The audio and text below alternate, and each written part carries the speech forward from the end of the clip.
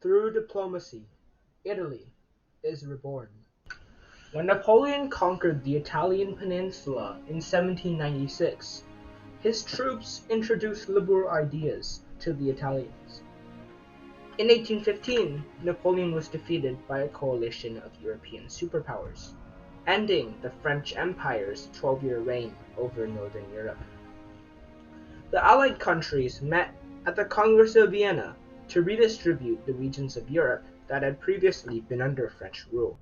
The Italian peninsula became divided to look like this. Austria was given control over Lombardy and Venetia, and was in de facto control over these states as well. Only Piedmont was independent from Austrian influence. Despite the geographical ascendancy it was given over the peninsula, Austria wasn't able to destroy the liberal ideas that the French had brought with them. The most notable of these ideas was that the Italians should see themselves as a single people and dismiss all foreign intervention. These ideas, in tandem with economic instability and political conflict, stimulated the rise of pro-unification ideals amongst the Italian people. This was shown during the revolutions of 1848, when a series of liberal revolts were launched across the Italian peninsula. In Lombardy, citizens initially boycotted cigars and lottery tickets. However, this peaceful form of debate soon escalated into street fights with Austrian garrison members. These revolts incited the King of Piedmont to declare war against Austria. While the Piedmontese army initially pushed the Austrians back, the Austrians decisively vanquished them at Custoza, ending the war. It now became apparent that formidable allies were needed for any chance of freeing the peninsula from Austria. Incidentally, the Crimean War began in 1853 because of religious conflicts between Russia and the Allied powers of France, Britain, and the Ottoman Empire. So, after it was clear that the Allies would win, Piedmont joined them, as its prime minister, Count Cavour, wanted a seat at the peace negotiations, which would let Piedmont establish diplomatic ties with the three global superpowers. Cavour hoped that one of them would help Piedmont in removing Austrian authority from the Italian peninsula. This desire then materialized in the Plombier Agreement.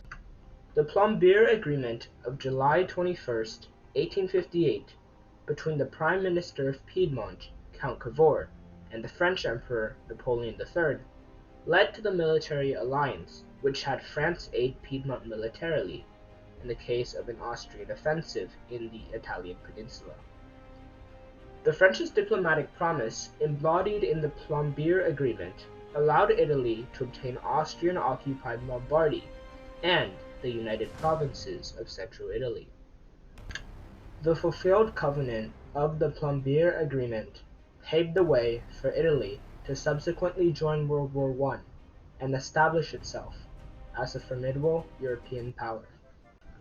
Even before the agreement, Napoleon III had always dreamed of defeating Austria to humiliate her and glorify France before all of Europe.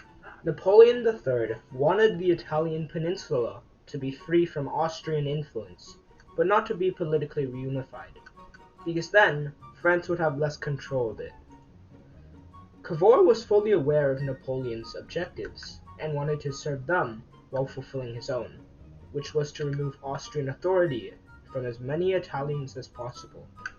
In return for France's military backing, Cavour promised Napoleon III Savoy and Nice if Piedmont gained territory. Napoleon III also desired a marriage between his cousin and Princess Maria Clotilde of Piedmont. Despite the rumors in circulation of Napoleon III's cousin's bad character and the princess's exceedingly young age of 15, it was agreed that the two would be married to strengthen diplomatic ties between Piedmont and France. According to Cavour, proceeding without the marriage would have been an enormous political error. The two leaders also debated on how the Italian peninsula would be split after the Austrians were defeated. Both leaders wanted to maximize their control over the peninsula, so that made reaching a resolution incredibly difficult. After much compromise, the two decided that the northernmost region would be given to Piedmont. This region would only consist of 1/3 of the peninsula, but included the agriculturally prosperous Po Valley. The other 2/3 of the peninsula would be governed by French rulers. Cavour believed that dominion over the northern part would provide Piedmont with practically all economic and political control over the entire peninsula, as the Italian economy was agricultural. Napoleon III, on the other hand, was convinced that having French rulers govern over 2/3 of the peninsula would let France practice de facto political control over Piedmont's territory. While Cavour and Napoleon III devised a sophisticated plan on how they were to provoke Austria to declare war, when they met again 6 months later to establish a military alliance, Napoleon III said, "Actually, you make Austria to declare war, and I'll help you afterwards. And I'm too lazy to put my Frenchmen inside your borders to govern Italians, so you can do whatever you want." So, 2 months later, Piedmont mobilized its army to try to provoke Austria. Sure enough, Austria then followed by mobilizing its army and demanding for Piedmont to demobilize theirs.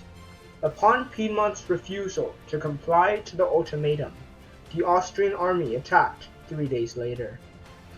Napoleon III honored his diplomatic promise and joined Piedmont against Austria. Some more states also formed an alliance against Austria and became the United Provinces of Central Italy, thus widening the war. There were 2 main battles in the war, with both resulting in Austrian defeat. One of them, at Solferino, was so bloody that it inspired a witness to establish the International Red Cross Foundation, which protects victims around the world from conflicts between nations. While the joint Franco-Piedmontese army was pushing the Austrians back, Napoleon III signed an armistice with Austria without telling Cavour, who immediately resigned in protest. Napoleon III decided to make peace with Austria because of the multitude of pro-unification insurrections that broke out throughout the peninsula. He realized that Italy's political unification was imminent, and therefore did not see any point of allowing Piedmont to become more powerful at the expense of his own men. Napoleon III also feared a Prussian invasion of France if he devoted too many troops down in the peninsula. In the armistice, Austria surrendered Lombardy to France. France then gave Lombardy to Piedmont, who, despite feeling scammed by Napoleon III's decision, ceded Savoy and Nice to France as the province. Following the Austrians' defeat, Piedmont exploited the lack of Austrian presence in the peninsula and also annexed the United Provinces of Central Italy.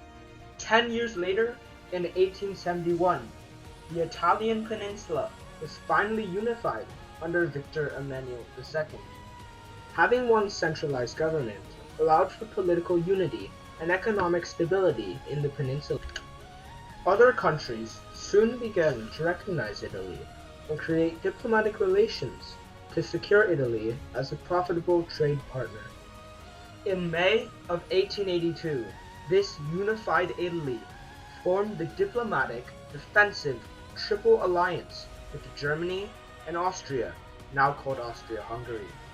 However, when Germany and Austria-Hungary initiated World War I in 1914, Italy wasn't bound to join them. So the Allies went to Italy and said, "Hey, join us and we'll give you lots of land if we win." This caused Italy's leaders to earnestly debate about whether to join or not, and after much consideration said, "Alright." So long story short, Italy effectively went bankrupt, had 3 million people wounded or dead, but did absolutely nothing. When the Allies won the war in 1918, they debated on whether Italy should get all it was promised. In the end, they went to Italy and said, "You did absolutely nothing, so we're not going to give you all that was promised." This diplomatic betrayal caused Italy's people to feel profound resentment towards the Allied powers. This resentment paved the way for Italian support of Benito Mussolini in 1922 and his fascist ideals that would soon proliferate all over Italy and change the course of history thereafter.